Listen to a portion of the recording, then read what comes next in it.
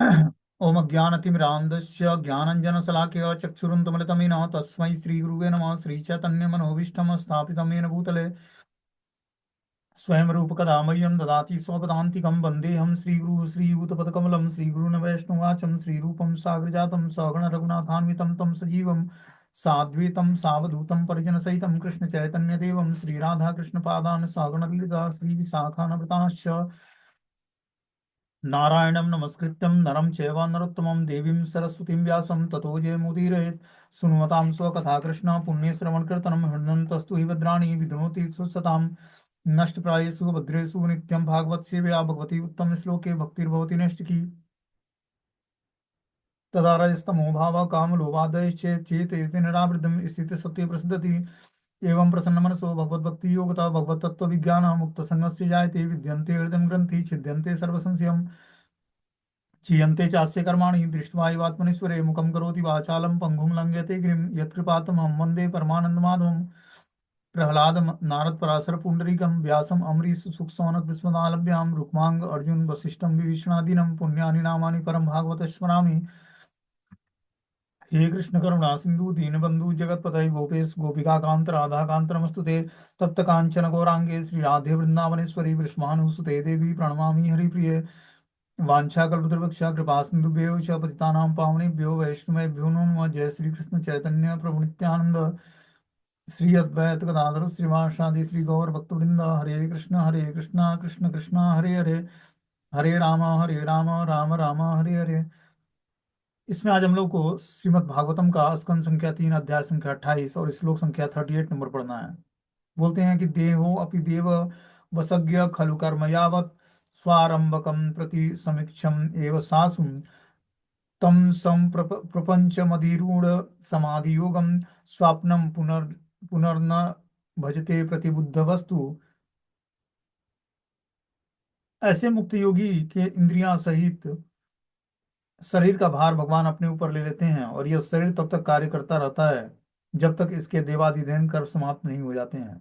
इस प्रकार अपनी स्वाभाविक स्थिति के प्रति जागरूक तथा योग की चरम सिद्धावस्था समाधि में स्थिर मुक्त भक्त शरीर के गौण फलों को निजी कहकर स्वीकार नहीं करता। इस प्रकार वह अपने शारीरिक कार्यकलापों को स्वप्न में संपन्न कार्यकलाप सदृश मानता है।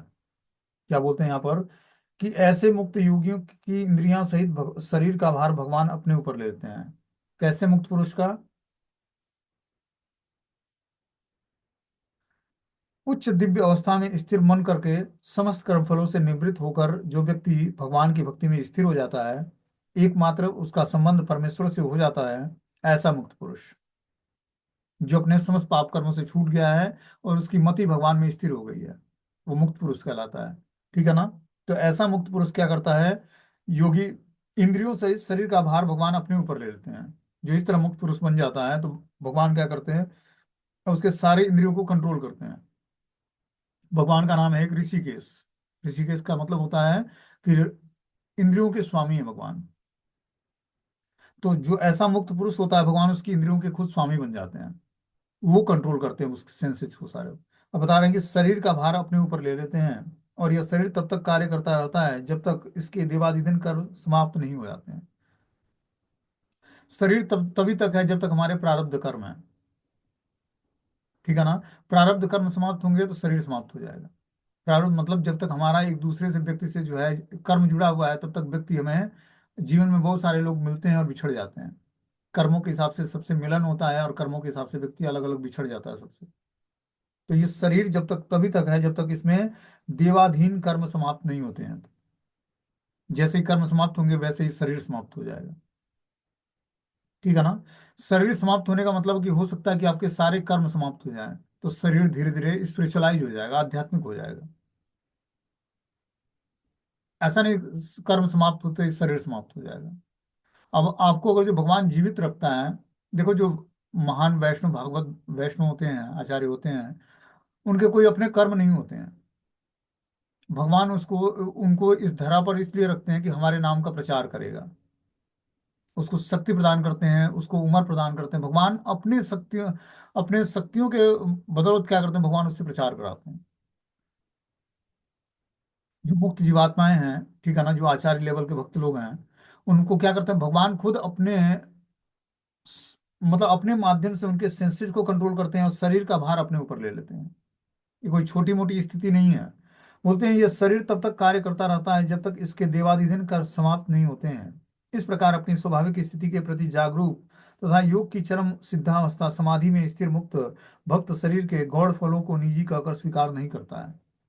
जब व्यक्ति योग की चरम सिद्धावस्था को प्राप्त कर लेता है और समाधि में स्थिर हो जाता है, तब भक्त के शरीर के गौण फलों से कोई गौण फलों को निजी कहकर स्वीकार नहीं करता है। इस प्रकार वो अपने शारीरिक कार्यकलापों को स्वप्न में संपन्न कार्यकलाप सदृश मानता है। जो हम शारीरिक कार्यकलाप करते हैं शरीर को मेंटेन करने के लिए, वो सब स्वप्नवत लगने लगता है। खाना पीना, उठना, सोना, बैठना, फ्रेश होना, ये सब चीजें स्वप्नवत लगेगी आपको। ये स्वाभाविक रूप से ऑटोमेटिक होगा। मतलब क्या होगा कि हम जब शारीरिक लेवल से अपने को, अपनी चेतना को जब ऊपर उठा लेंगे, तो शरीर के जो मेंटेनेंस का कार्य है वो ऑटोमेटिक स्वाभाविक रूप से भगवान के द्वारा होगा वो। अब पता नहीं मैं समझा पा रहा हूँ कि नहीं। और ये ऐसा ही होता है। अभी हम पूरे होशो हवास में अपने शरीर को सजाते जाते हैं, ठीक है ना, नहाते हैं, तिलक धारण करते हैं, कितने लोग क्रीम लोशन भी लगाते हैं, मसाज कराते हैं, क्या क्या कराते हैं शरीर को मेंटेन करने के लिए। लेकिन जब पूर्ण रूपेण चेतना आध्यात्मिक बन जाएगी तो शरीर के श्रृंगार और सजावट के बारे में आपको चिंता ही नहीं होगी। ये ऑटोमेटिक सब कार्य संपन्न होगा। क्यों? क्योंकि कॉन्सियसनेस आपकी भगवान में लगी हुई है, चेतना भगवान में लगी हुई है। चेतना जब भगवान में स्थिर हो जाती है तो बाहर के शारीरिक कार्यकलापों का कोई भान ही नहीं होता व्यक्ति को, कि शरीर बीमार है, रोगग्रस्त है, या फिर सुरक्षित है, या चेहरा मुरझाया हुआ है या खिला हुआ है, जैसे भी है। अब वो शारीरिक लेवल से व्यक्ति ऊपर उठ गया, शरीर में क्या परेशानियां हैं उससे कुछ प्रभावित ही नहीं होगा वो। क्यों? सारा रियलाइजेशन मन और बुद्धि को होता है। जब मन और बुद्धि प्रॉपर तरीके से भगवान की सेवा में एंगेज हो जाती है, तो शारीरिक रूप की जो प्रॉब्लम होती है, शरीर में जो रोग या अन्य बीमारियां लगती हैं, उससे व्यक्ति प्रभावित नहीं होता है। क्योंकि मानसिक रूप से और बौद्धिक स्तर पर वो अध्यात्म से जुड़ गया है। इसलिए ये सब रियलाइजेशन होना उसको बंद हो जाता है। जो शरीर के लेवल की परेशानियां हैं उससे वो अपने को ऊपर उठा लेता है। बोलते हैं निम्नलिखित प्रश्न उठाया जा सकता है कि जब तक मुक्त आत्मा शरीर के संपर्क में रहता है तो शारीरिक कार्य उसे क्यों नहीं प्रभावित करते? क्या वह भौतिक कार्यकलापों के कर्म तथा फल के कर्म से ग्रसित नहीं हो जाता? तो यहाँ पर प्रश्न उठता है कि जब तक मुक्त आत्मा शरीर के संपर्क में रहता है तो शारीरिक कार्य उसे क्यों नहीं प्रभावित करते हैं? क्या वो भौतिक कार्यकलापों के कर्म तथा फल के कर्म से ग्रसित नहीं हो जाता? ऐसे प्रश्नों के उत्तर में इस श्लोक में कहा गया है कि मुक्त आत्मा के भौतिक शरीर का भार भगवान अपने ऊपर ले लेते हैं। भौतिक शरीर का भार भगवान अपने ऊपर ले लेते हैं। इसका क्या मतलब हुआ? कि वो जब आध्यात्मिक लेवल पर अपने को, चेतना को स्थिर कर लेता है, तो अब उसके शरीर निर्वाह का की जिम्मेदारी भगवान की हो जाती है। इसके शरीर का पालन पोषण कैसे होगा? जब सनातन गोस्वामी भगवान चैतन्य महाप्रभु से जाते हैं मिलने के लिए, कहाँ, पूरी धाम में, उनके शरीर में पूरा जो है, शरीर जो है रोगग्रस्त हो गया था, जैसे गलता था, मतलब पूरी चमड़ी जो है गल गई थी, और उससे पी मतलब मवाद बह रहा था। तो जगन्नाथ मंदिर के सामने से ना आकर वो जगन्नाथ मंदिर के पीछे पीछे से आते हैं भगवान चैतन्य महाप्रभु से मिलने के लिए। तो महाप्रभु ने पूछा कि हे सनातन, तुम इस तरह से क्यों आए हो? जलते हुए बालू से होकर आए हो, तुम्हें मंदिर के सामने से आना चाहिए, क्यों आप ऐसे नहीं आए हो? उन्होंने बोला कि मैं एक पतित जीवात्मा हूँ, पूरे जीवन हमने मलिक्षों की नौकरी की है। पहले तो वो दुष्कर्म था हमारा, दूसरा ये शरीर जो है हमारा पूरा जो है कुष्ठ रोग से ग्रसित हो गया है। हे महाप्रभु, मेरी छाया भी पड़ जाती इस ब्राह्मणों पर जो जगन्नाथ जी के सेवक हैं, तो कलुषित हो जाते उससे। इसलिए मैं नहीं चाहता था कि मेरे शरीर की छाया किसी जगन्नाथ के सेवक पर पड़े, इसलिए मैं मंदिर के पीछे के रास्ते से आया हूँ आपसे मिलने के लिए। ये विनम्रता जब देखा महाप्रभु ने, तो उनको अपने गले लगा लिया। और जैसे ही महाप्रभु ने गले लगाया, उनका शरीर फिर से जो है सुंदर बन गया, और सारे रोग गायब हो गए उनके। तो वही बता रहे हैं कि यहाँ पर कि जब व्यक्ति शारीरिक रूप से अपने को ऊपर उठा लेता है, अपनी चेतना को, मन और बुद्धि को अध्यात्म में स्थिर कर लेता है, तो शारीरिक क्रियाकलापों की जिम्मेदारी भगवान ले लेते हैं। हमें लगता होगा ना कि हम अगर जब भोजन ना करें, सोए ना, तो कैसे हमारा जीवन चलेगा, या धन ना कमाए तो। लेकिन विश्वास मानो, जब व्यक्ति पूर्ण रूपेण भगवान को समर्पित हो जाता है, तो शारीरिक पालन पोषण की जिम्मेदारी भगवान की हो जाती है।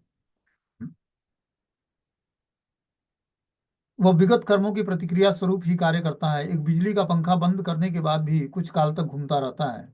यह गति विद्युत धारा के कारण नहीं होती है, किंतु पिछली गति के सातव्य रूप में होती है। इसी प्रकार यद्यप मुक्त जीव सामान्य व्यक्ति की भांति कार्य करता प्रतीत होता है, किंतु उसके कर्मों को विगत कर्मों के सातत्य रूप में मानना चाहिए।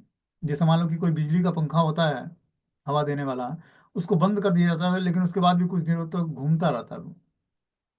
उसी तरह और जो कोई मुक्त जीवात्मा है, वो सामान्य व्यक्ति की भांति कार्य करता प्रतीत होगा, लेकिन बता रहे हैं किंतु उसके कर्म को विगत कर्मों के सातव्य रूप में मानना चाहिए, कि जो विगत कर्म कर रहा था उसी का सातव्य फल रहा है, कि वो भी कर्म आगे भी कर रहा है, लेकिन उसके कर्मों से वो लिप्त नहीं होता है। बोलते हैं स्वप्न में मनुष्य अपने को अनेक शरीरों में विस्तारित देख सकता है, किंतु जगने पर वो यह समझ सकता है कि ये सारी चीजें झूठी हैं। यह इसलिए इसी प्रकार यद्यप मुक्त जीव के शरीर के गौण फल यथा बच्चे, पत्नी, घर आदि होते हैं, किंतु वह इन शारीरिक विस्तारों की पहचान अपने आप में से नहीं करता। वह जानता है कि ये सब भौतिक स्वप्न की उपज है। स्थूल शरीर पदार्थ के स्थूल तत्वों से बना है, और सूक्ष्म शरीर मन, बुद्धि, अहंकार और कलमश से ग्रस्त चेतना से बना है। यदि मनुष्य स्वप्न के सूक्ष्म देह को झूठा मान सकता है और अपनी पहचान उस देह से नहीं करता है, तो निश्चित रूप से एक प्रबुद्ध व्यक्ति को सूक्ष्म शरीर के साथ भी अपनी पहचान नहीं करनी चाहिए। जिस प्रकार प्रबुद्ध व्यक्ति स्वप्न में देखे गए शरीर के कार्यकलापों से कोई संबंध नहीं रखता, उसी प्रकार मुक्त आत्मा का वर्तमान शरीर के कार्यकलापों से कोई संबंध नहीं होता है। तो जो मुक्त जीवात्मा होता है, उसका शरीर के कार्यकलापों से कोई संबंध नहीं होता है, क्योंकि वो तो स्वाभाविक रूप से शरीर के सारे कार्यकलाप होते हैं। तो क्या करता है, आत्मा के कार्यकलापों को वो सही निर्देश देता है, सही तरह से क्रियान्वित करता है उसको। तो इसके लिए, इससे हमें लेसन्स क्या मिलता है? जैसे मान लो कि हमने इस पैराग्राफ को पढ़ा, इस श्लोक को पढ़ा, तो हमें क्या करना है इस पर, इसका प्रैक्टिकली हमारे जीवन में क्या उपयोगिता है? तो देखो, अभी हम शारीरिक लेवल के स्तर पर कार्य करते हैं हम सभी, ठीक है ना। शरीर से संबंधित वस्तु, व्यक्ति, स्थान से हम प्रभावित होते हैं, आकर्षित होते हैं, उनकी सेवा करते हैं। अभी हम क्या हैं, बद्ध जीवात्मा है। बद्ध जीवात्मा से मुक्त जीवात्मा बनना है, तो हमें क्या करना पड़ेगा, शारीरिक लेवल से अपनी चेतना को ऊपर उठाना पड़ेगा। शारीरिक लेवल से हमारी चेतना ऊपर कैसे उठेगी? जब हमारा मन और बुद्धि पवित्र होगा। मन और बुद्धि कैसे पवित्र होगी? जब हम मन और बुद्धि को भगवान की सेवा में लगाएंगे। वो कैसे लगाएंगे? जब हम अपने सेंसेस को भगवान की दिव्य सेवा में लगाएंगे, पांचों ज्ञानेंद्रियों को, तब जाकर मन और बुद्धि पवित्र होगा। मन बुद्धि के पवित्र होने से धीरे धीरे हम जो है बॉडली कॉन्सेप्ट से अपने को ऊपर उठाएंगे, शारीरिक लेवल से अपने को ऊपर उठा पाएंगे, और तब जाकर हमारा आध्यात्मिक जीवन शुरू होगा। अभी आध्यात्मिक जीवन शुरू होने का मतलब है कि आप शारीरिक लेवल से ऊपर उठ गए, तब जाकर आपका आध्यात्मिक जीवन शुरू। अभी आध्यात्मिक जीवन शुरू नहीं हुआ है। अभी तो हम शारीरिक लेवल पर, शरीर स्वस्थ है तो भक्ति करते हैं, स्वस्थ नहीं है तो भक्ति छोड़ देते हैं, कि चलो आज की नहीं कल कर लेंगे माला, क्या दिक्कत है। ये सब शारीरिक लेवल पे होने के कारण है। लेकिन जब आध्यात्मिक लेवल पर चेतना स्थिर हो जाएगी, तो शरीर के बीमार रहने पर, रोगग्रस्त रहने पर भी आप प्रभावित नहीं होगे शरीर की दिक्कतों से। तो इस तरह की स्थिति प्राप्त कैसे होगी हमें?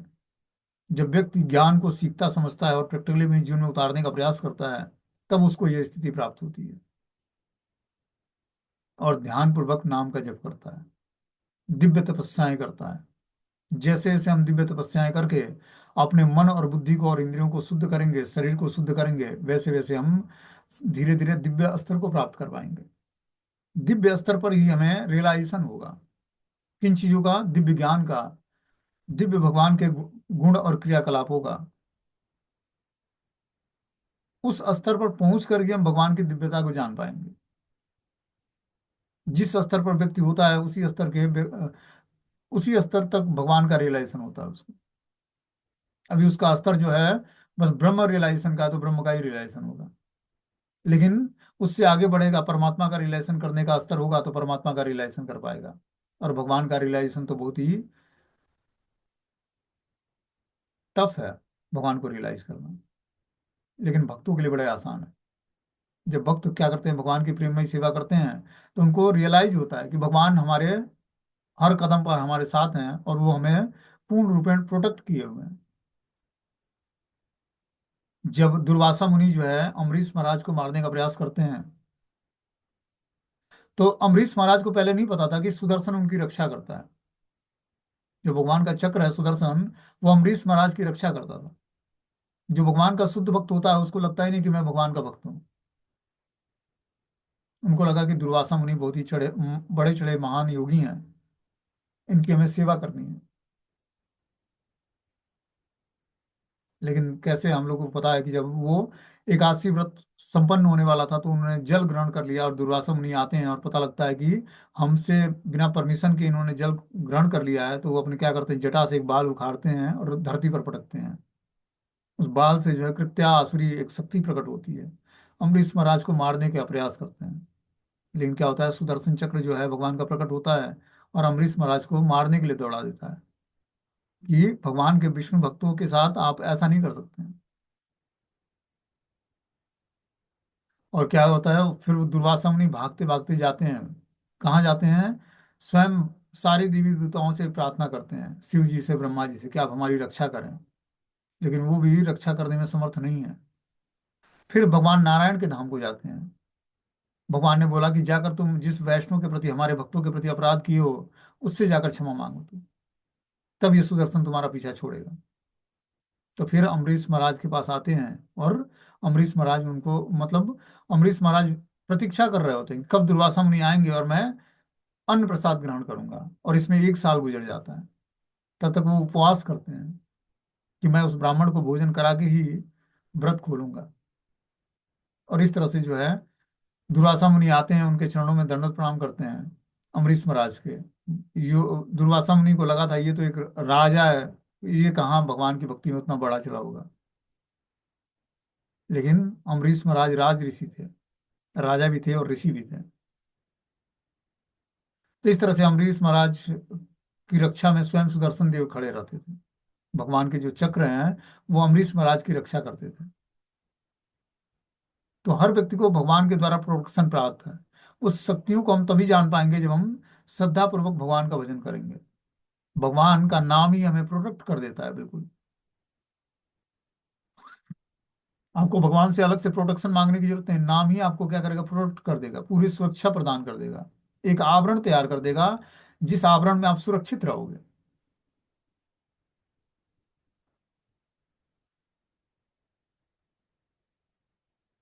आगे बता रहे हैं, यथा पुत्राश्च वित्ताश्च पृथग्य मृत्य प्रतीयते अप्यात्म अप- अप्यात्म वीनाभिमता देहाद्य पुरुषस्तथा।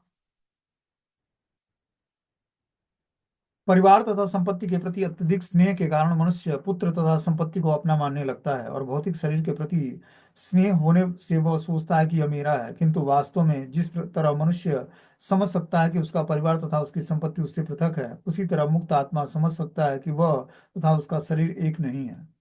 क्या बता रहे हैं यहाँ पर, कि परिवार तथा संपत्ति के प्रति अत्यधिक स्नेह के कारण मनुष्य पुत्र तथा संपत्ति को अपना मानने लगता है। कब? जब उसको स्नेह जागृत होता है। स्नेह कारण से वो परिवार और संपत्ति को के प्रति अत्यधिक स्नेह के कारण वो पुत्र और संपत्ति को अपना मानता है। वो स्नेहवश क्या करता है, हृदय की ग्रंथि एक दूसरे से जुड़े होती है, और व्यक्ति कुछ को अपना मानता है जिससे उसका घनिष्ठ संबंध होता है, और कुछ को पराया मानता है। बोलते हैं भौतिक शरीर के प्रति स्नेह होने से वह सोचता है कि ये मेरा है। किंतु वास्तव में जिस तरह मनुष्य समझ सकता है कि उसका परिवार तथा उसकी संपत्ति उससे पृथक है, उसी तरह मुक्त आत्मा समझ सकता है कि वह तथा उसका शरीर एक नहीं है। बोलते हैं जो व्यक्ति पारिवारिक जीवन में आसक्त है, वो क्या करता है, परिवार के सदस्यों के प्रति और संपत्ति के प्रति अत्यधिक स्नेहिल होता है। उसके बिना वो रह नहीं पाएगा, ठीक है ना, संपत्ति के बिना और परिवार के जनों के बिना। किंतु वास्तव में जिस तरह मनुष्य समझ सकता है कि उसका परिवार और उसकी संपत्ति उससे पृथक है, लेकिन जब वो उसी जीवात्मा को वास्तविक ज्ञान होता है तो वो समझ पाता है कि मेरा परिवार और मेरी संपत्ति जो है मुझसे पृथक है। वो शरीर पर के लेवल पर होने के कारण वो शरीर से संबंधित वस्तुओं का, व्यक्तियों का को अपना मान लेता है, वो संपत्तियों को अपना मान लेता है। लेकिन जब उसको आध्यात्मिक ज्ञान होता है तो वो जानता है कि परिवार तथा संपत्ति उससे पृथक है, वो एक अलग तत्व है, और संपत्ति और परिवार एक अलग तत्व है। उसी तरह मुक्त आत्मा समझ सकता है कि वह तथा उसका शरीर एक नहीं है। जो जो मुक्त जीवात्मा होता है वो शरीर और आत्मा के स्तर पर जो है आत्मा और शरीर में भेद करना जानता है कि शरीर क्या है और आत्मा क्या है। बोलते हैं इस श्लोक में वास्तविक ज्ञान की अवस्था बताई गई है। बच्चे तो अनेक हैं किंतु कुछ को हम अपने स्नेह के कारण अपनी पुत्री और पुत्र के रूप में स्वीकार करते हैं। यद्यपि हम यह भली भांति जानते हैं कि ये बच्चे हमसे पृथक हैं। इसी प्रकार धन के लिए अत्यधिक स्नेहिल होने के कारण बैंक में जमा संपत्ति को हम अपनी मानते हैं। बोलते हैं कि वास्तविक ज्ञान की अवस्था बताई गई है कि बच्चे तो अनेक होते हैं, ठीक है ना, संसार में बहुत सारे बच्चे हैं, लेकिन कुछ बच्चों को हम स्नेह के कारण पुत्र या पुत्री को अपना स्वीकार करते हैं। जो अपने शरीर से उत्पन्न बच्चे हैं उनको व्यक्ति अपना पुत्र या पुत्री के रूप में स्वीकार करता है, यद्यपि हम यह भली भांति जानते हैं कि ये बच्चे हमसे पृथक हैं। इसी प्रकार धन के लिए अत्यधिक स्नेह होने के कारण बैंक में जमा संपत्ति को हम अपनी मान लेते हैं, कि बैंक में जो संपत्ति जमा है वो हमारी संपत्ति है। इसी प्रकार हम कहते हैं कि यह शरीर हमारा है और इसके प्रति हम स्नेह रखते हैं। हम कहते हैं कि ये मेरा शरीर है, फिर भी हम अपने स्वामित्व भाव को बढ़ाते हुए कहते हैं कि ये मेरा हाथ है, मेरा पाँव, मेरी बैंक बचत है, यह मेरा पुत्र और मेरी पुत्री है, आदि आदि। किंतु वास्तव में हम जानते हैं कि पुत्र और संपत्ति हमसे भिन्न है। यही हाल इस शरीर का है। हम अपने शरीर से पृथक हैं, यह समझने का प्रश्न है, और सही सही समझना ही प्रतिबुद्धि कहलाती है। भक्ति या कृष्ण चेतना के विषय में ज्ञान प्राप्त करके मनुष्य मुक्त बन सकता है।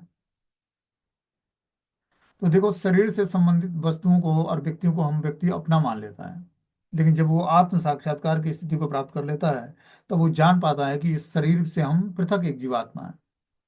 शरीर अलग है और हम अलग हैं। शरीर से संबंधित वस्तुएं अलग हैं और मैं अलग हूँ उससे। लेकिन जब तक वो शारीरिक लेवल पर होता है तब तक शरीर से संबंधित सारे रिलेटिव और सारी वस्तुओं को अपना मान लेता है। यह समझने का प्रश्न है, और सही सही समझना ही प्रतिबुद्ध कहलाते हैं। जब वो शरीर तथा आत्मा के स्तर को अलग अलग समझ लेता है तो वो अवस्था जो है प्रतिबुद्ध अवस्था कहलाती है। भक्ति या कृष्ण चेतना के विषय में ज्ञान प्राप्त करके मनुष्य मुक्त हो बन जाता है।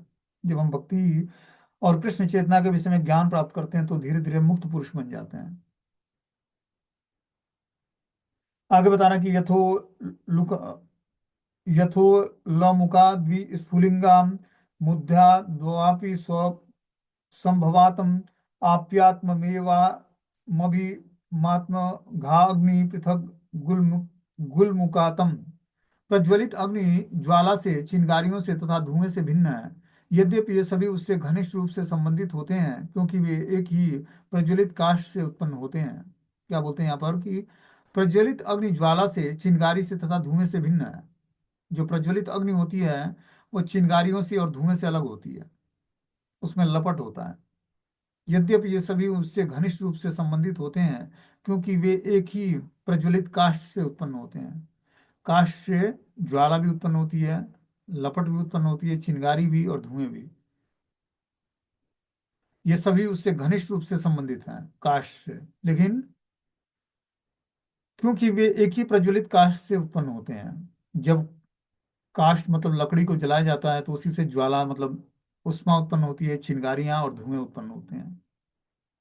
ये सभी घनिष्ठ रूप से संबंधित हैं आपस में क्योंकि वे एक ही प्रज्वलित काष्ठ से उत्पन्न होते हैं। एक ही लकड़ी से सारी चीजें उत्पन्न होती है, चिंगारी भी, ज्वाला भी और धुआं भी। यद्यप प्रज्वलित काष्ठ, चिंगारी, धुआं और लौ पृथक पृथक नहीं रह सकता क्योंकि प्रत्येक अग्नि का अंश रूप है, फिर भी वे एक दूसरे से पृथक हैं। अल्पज्ञ धुएं को अग्नि मान लेता है, यद्यपि अग्नि तथा धुआं सर्वथा पृथक होता है। अग्नि की उष्मा तथा प्रकाश पृथक पृथक है और भले ही कोई उसको अलग नहीं कर सकता। तो बता रहे हैं जिस तरह प्रज्वलित काष्ठ, चिंगारियां, धुआं और लौ पृथक पृथक नहीं रह सकते क्योंकि प्रत्येक अग्नि का अंश रूप है, फिर भी वे एक दूसरे से पृथक रहते हैं। मतलब एक ही काष्ठ में प्रज्वलित अग्नि भी होती है, चिंगारियां भी होती हैं, धुआं भी होता है और लपट भी होता है। वो सब एक साथ ही रहते हैं, पृथक पृथक अस्तित्व नहीं है उनका, क्योंकि प्रत्येक अग्नि का अंश रूप है। फिर भी वे एक दूसरे से पृथक रहते हैं। लपट अलग दिखती है, चिंगारियां अलग दिखती हैं, धुएं अलग दिखते हैं और लौ अलग दिखता है। अल्पज्ञ धुएं को अग्नि मान लेता है, क्योंकि अग्नि तथा धुआं सर्वथा पृथक वस्तु है। जो अल्प ज्ञानी व्यक्ति है, वो अग्नि तथा धुएं को सर्वथा पृथक पृथक मानता है। अग्नि की उष्मा तथा प्रकाश पृथक है, भले ही कोई उसको अलग नहीं कर सकता। तो अग्नि का जो उष्मा और प्रकाश है, वो पृथक पृथक वस्तु है। लेकिन जो व्यक्ति उतना बढ़ा चढ़ा नहीं है अध्यात्म में या ज्ञान में, वो उसको अलग नहीं कर सकता है। वो एक ही मानता है कि धुआं भी एक ही है और अग्नि और ज्वाला भी सब एक ही है। आगे बता रहे हैं, भूतेन्द्रियांतम कर्णा प्रधाना जीव संगितातम आत्मा आत्मा तथा पृथक दृष्टवा भगवान ब्रह्म संगितम। परम ब्रह्म कहलाने वाला भगवान दृष्टा है। वह जीवात्मा या जीव से भिन्न है, जो इंद्रियों, पंच तत्वों और चेतना से संयुक्त है। क्या बोलते हैं यहाँ पर, कि परम ब्रह्म कराने वाले भगवान दृष्टा हैं। जो परम ब्रह्म भगवान कहलाते हैं श्री कृष्ण, वही सबके दृष्टा हैं, देखने वाले हैं। वह जीवात्मा या जीव से भिन्न है। वो जीवात्मा और हर जीव से भिन्न है, जो इंद्रिय, पंच तत्वों और चेतना से संयुक्त है। हम जो जीवात्माएं हैं या जो भी जीव हैं, वो इंद्रिय, पंच तत्वों और चेतना से संयुक्त उनका शरीर होता है। उनमें इंद्रियां होती हैं, पंच तत्वों से बना ये शरीर होता है और चेतना होती है। लेकिन भगवान का अस्तित्व, भगवान जो दृष्टा है, परम ब्रह्म है, वो जीवात्मा और जीव से भिन्न है। यहाँ पर पूर्ण ब्रह्म की स्पष्ट अवधारणा प्रस्तुत की गई है। जीवात्मा भौतिक तत्व से भिन्न है। परम पुरुष या भगवान जो भौतिक तत्वों के सृष्टा हैं, प्रत्येक जीवात्मा से भिन्न है। भगवान चैतन्य ने इस अवधारणा को अचिंत्य भेदाभेद तत्व के रूप में स्थापित किया है। प्रत्येक वस्तु अन्य किसी वस्तु से एक ही समय में अभिन्न और भिन्न होती है। परमेश्वर की भौतिक शक्ति द्वारा उत्पन्न यह दृश्य जगत भी उनसे अभिन्न तथा साथ ही भिन्न भी है। भौतिक शक्ति परमेश्वर से अभिन्न है, किंतु साथ ही साथ भिन्न प्रकार से कार्य भी करती है। बता रहे हैं यहाँ पर पूर्ण ब्रह्म की स्पष्ट अवधारणा प्रस्तुत की गई है कि पूर्ण ब्रह्म है क्या। जीवात्मा भौतिक तत्वों से भिन्न है और परम पुरुष या भगवान जो भौतिक तत्वों के सृष्टा है, प्रत्येक जीवात्मा से भिन्न है। जीवात्मा का अपना अस्तित्व जो है, भौतिक तत्वों से भिन्न है। जीवात्मा भगवान का अंश है, ठीक है ना। वो भौतिक तत्वों से भिन्न अंश है। परम पुरुष या भगवान जो भौतिक तत्वों के सृष्टा है। परम पुरुष जो है भगवान, क्या है, भौतिक तत्वों को प्रकट करते हैं। प्रत्येक जीवात्मा से भिन्न है, लेकिन वो किसी भी जीवात्मा से लिप्त नहीं होते हैं। भगवान चैतन्य ने इसे अचिंत्य भेदाभेद तत्व के रूप में स्थापित किया है। प्रत्येक वस्तु अन्य किसी वस्तु से एक ही समय में अभिन्न और भिन्न होती है। परमेश्वर की भौतिक शक्ति द्वारा उत्पन्न यह दृश्य जगत भी उनसे अभिन्न तथा साथ साथ भिन्न भी है। भौतिक शक्ति परमेश्वर से अभिन्न है, किंतु साथ ही भिन्न प्रकार से कार्यशील होने के कारण यह शरीर परमेश्वर से भिन्न है। इसी प्रकार प्रत्येक जीवात्मा परमेश्वर से अभिन्न तथा भिन्न दोनों है। ठीक है ना। बता रहे हैं कि यहाँ पर कि भौतिक शक्ति परमेश्वर से अभिन्न है। भौतिक शक्ति जो है परमेश्वर से अभिन्न कैसे है। भौतिक शक्ति परमेश्वर से ही प्रकट होती है, लेकिन परमेश्वर उससे लिप्त नहीं होते हैं, वो पृथक रहते हैं। किंतु साथ ही भिन्न प्रकार से कार्यशील होने के कारण यह शक्ति परमेश्वर से भिन्न है। तो विभिन्न प्रकार के कार्यशील होने के कारण वो अलग से कार्य करती है, इसलिए वो परमेश्वर से भिन्न भी है। इसी प्रकार प्रत्येक जीवात्मा परमेश्वर से अभिन्न तथा भिन्न दोनों है। एक ही समय अभिन्न तथा भिन्न की अवधारणा भागवत मत का सही सही निष्कर्ष है, जिसकी पुष्टि यहाँ पर भगवान कपिल देव करते हैं। विष्णु पुराण में कहा गया कि हम भौतिक तथा आध्यात्मिक जगत में जो कुछ देखते या अनुभव करते हैं, वो परमेश्वर की विभिन्न शक्तियों का ही विस्तार है। इस भौतिक संसार में या आध्यात्मिक संसार में जो भी वस्तुएं देखते हैं हम, वो परमेश्वर की विभिन्न शक्तियों का ही विस्तार है। जिस प्रकार अग्नि एक स्थान से में रहकर उष्मा तथा प्रकाश वितरित करती है, उसी प्रकार भगवान अपनी विभिन्न शक्तियों से संपूर्ण सृष्टि भर में वितरित करते हैं। तो बता रहे हैं, जिस तरह अग्नि एक स्थान पर रहकर उष्मा और प्रकाश का वितरण करती है, उसी प्रकार भगवान अपनी विभिन्न शक्तियों को संपूर्ण सृष्टि भर में वितरित करते हैं।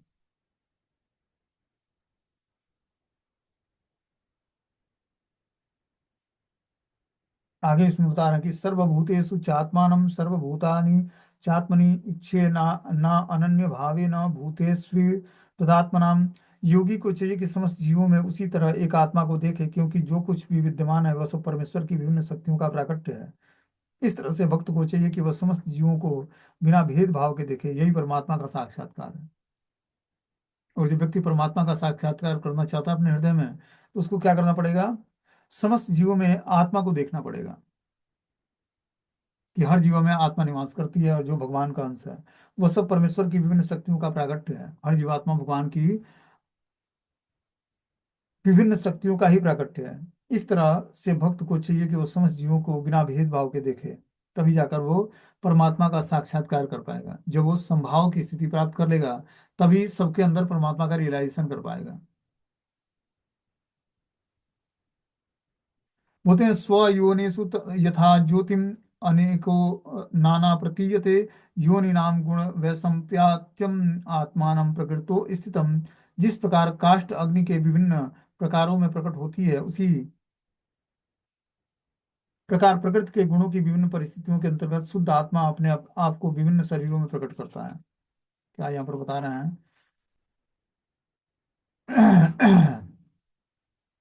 कि जिस प्रकार अग्नि काष्ठ के विभिन्न प्रकारों में प्रकट होती है, अग्नि क्या करती है? काष्ठ के विभिन्न प्रकारों में प्रकट होती है। काष्ठ के अलग अलग टुकड़ों में अग्नि अलग अलग रूप से जलती है। उसी प्रकार प्रकृति के गुणों की विभिन्न परिस्थितियों के अंतर्गत शुद्ध आत्मा अपने आप को विभिन्न शरीरों में प्रकट करता है।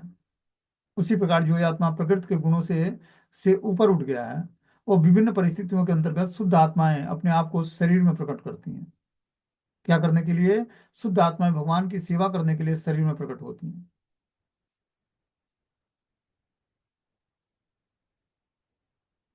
आगे बता रहे हैं कि तस्मा दिमाम स्वाप्रकृतिम देवीम सदात्मिकम दुर्विभाव्यम पर अभ्याव्यम स्वरूपेण वतिष्ठते। इस प्रकार माया के दुर्लग्न सम्मोहन को जीत कर योगी स्वरूप सिद्ध स्थिति में रह सकता है। यह माया इस जगत में अपने आप को कार्य कारण रूप में उपस्थित करती है, अतः इसे समझ पाना अत्यंत कठिन है। क्या बोलते हैं? इस तरह माया के दुर्लग्न सम्मोहन को जीत कर योगी स्वरूप सिद्ध स्थिति को प्राप्त कर सकता है। जब हम माया के प्रभाव से छूट जाते हैं, तब हम स्वरूप में स्थिर हो जाते हैं। हम सबका स्वरूप क्या है? कि हम भगवान के नित्य दास हैं। तो जब तक हम भगवान की दासता स्वीकार नहीं करते हैं, तब तक माया अपनी दास बना के रखती है। ठीक है ना? और जैसे ही हम माया के दासता छोड़कर भगवान की दासता स्वीकार करते हैं, वैसे ही हम धीरे धीरे अपने स्वरूप में स्थिर हो जाते हैं।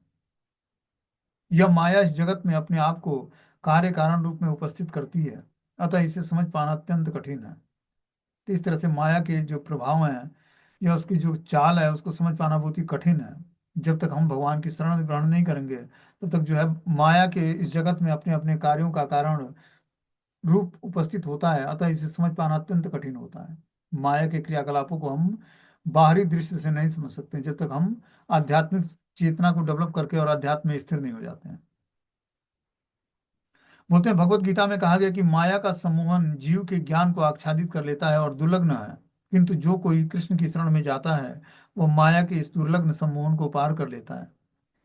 यहाँ पर यह भी बताया गया कि दैवी प्रकृति अर्थात परमेश्वर की बहिरंगा शक्ति दुर्विभाव्य अर्थात उसे समझ पाना और जीत पाना अत्यंत कठिन है, किंतु मनुष्य को माया के इस दुर्लग्न जादू को जीतना होता है। और यह तभी संभव है जब भगवान की कृपा हो, जब ईश्वर स्वयं शरणागत जीव को दर्शन दे। तो इस तरह से बता रहे हैं कि जो है भगवत गीता में माया को का सम्मोहन जीव के ज्ञान को आच्छादित कर, भगवत गीता में बताया गया है कि जो माया है वो क्या करती है? सम्मोहित करके जीव के ज्ञान को आच्छादित कर लेती है और दुर्लग्न है, किंतु जो कोई कृष्ण की शरण में जाता है वो माया के इस दुर्लग्न सम्मोहन को पार कर लेता है। यहाँ पर यह भी कहा गया कि दैवी प्रकृति अर्थात परमेश्वर की बहिरंगा शक्ति दुर्विभाव्य है, अर्थात उसे समझ पाना अत्यंत और जीत पाना अत्यंत कठिन है, किंतु मनुष्य को माया के इस दुर्लग्न जादू को जीतना होता है। यह तभी संभव है जब भगवान कृष्ण की कृपा हो और यह ईश्वर स्वयं शरणागत जीव को दर्शन दे। तो हर व्यक्ति जो है बता रहे हैं यहाँ पर कि जो है माया के दुर्लग्न जादू को जीतना चाहता है, यह तभी संभव होगा जब वो भगवान की कृपा पर आश्रित होगा और भगवान की शरण ग्रहण करेगा। तभी वो माया के दुर्लग्न प्रभाव को लांग पाएगा और स्वरूपेण वतिष्ठतम, तब जाकर वो स्वरूप में स्थिर हो पाएगा। और परमात्मा न होकर परमात्मा का अंश है, यही आत्म साक्षात्कार है। आत्म साक्षात्कार का मतलब है कि आत्मा के स्तर को समझ जाना कि आत्मा भगवान का अंश कैसे है।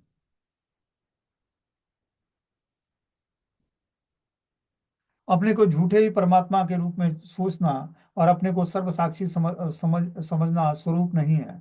यह उसकी वास्तविक स्थिति का साक्षात्कार नहीं है। वास्तविक स्थिति तो यह है कि वह अंश रूप है। यहाँ संस्तुति की गई कि मनुष्य को अपनी वास्तविक आत्म साक्षात्कार की स्थिति में बने रहना चाहिए। भगवत गीता में इस प्रकार को ब्रह्म साक्षात्कार के रूप में परिभाषित किया गया है। तो हमें क्या करना पड़ेगा? आत्मा के स्तर पर अपनी चेतना को धीरे धीरे उठाना पड़ेगा और आत्म साक्षात्कार की स्थिति में बने रहना पड़ेगा। तभी जाकर हम जो है ब्रह्म साक्षात्कार के रूप में हम भगवान की सेवा में इंगेज हो पाएंगे, राधा कृष्ण की सेवा में इंगेज हो पाएंगे। उदाहरण, ब्रह्म साक्षात्कार के पश्चात मनुष्य ब्रह्म के कार्यकलापों में लग जाता है। जब तक वह स्वरूप सिद्ध नहीं होता है, वह शरीर के साथ झूठे पहचान पर आधारित क्यों कार्यों में लगा रहता है। जब वो अपनी वास्तविक स्व के प्रति स्थिर हो जाता है, तभी ब्रह्म साक्षात्कार के कार्यकलाप प्रारंभ होते हैं। तो इस तरह से जब व्यक्ति वास्तविक स्व मतलब आत्मा के स्तर पर स्थिर हो जाता है, तब वो आत्म साक्षात्कार या ब्रह्म साक्षात्कार के कार्यकलापों को प्रारंभ कर देता है करना। ठीक है ना? जो लोग भक्ति में लगे हुए हैं उनके लिए माया का जादू नहीं होता है और उसकी स्थिति परम पूर्ण होती है। पूर्ण के अंश रूप जीवात्मा का धर्म है कि वह पूर्ण की सेवा करे, यही जीवन की चरम सिद्धि है। तो जीवन की चरम सिद्धि क्या है? कि जो पूर्ण व्यक्ति है उसको परम पुरुष भगवान कृष्ण की सेवा करनी चाहिए। परम पूर्ण जो भगवान है उनकी सेवा करनी चाहिए। पूर्ण के अंश रूप जीवात्मा का धर्म है कि वह पूर्ण की सेवा करे, यही जीवन की चरम सिद्धि है। तरह पूर्ण के अंश रूप जीवात्मा का धर्म क्या है?